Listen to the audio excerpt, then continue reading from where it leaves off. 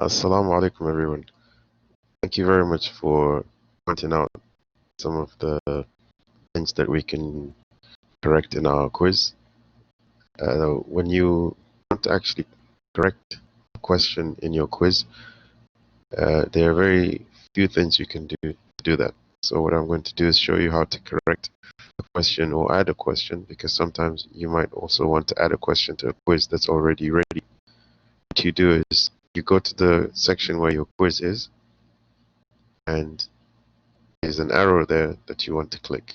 So you click the arrow, and then you click on edit the test. Once you've done that, it will take you to test canvas.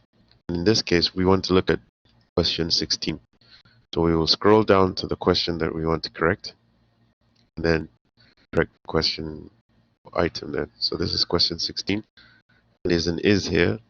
So we want to correct this auxiliary verb so that when the student selects it, they don't become confused. So I will click that and then go to edit. And once I've done that, there are two ways we can correct.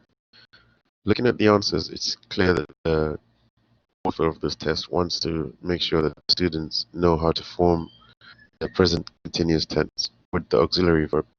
So what's better is to delete this auxiliary verb rather than the one here.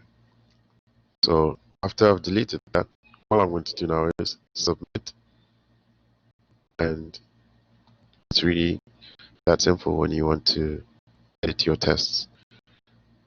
So give it a go and see how it goes. And it's much easier than correcting every single person's tests, and you can do it as a teacher. So if you have any questions, please let me know. Assalamu alaikum.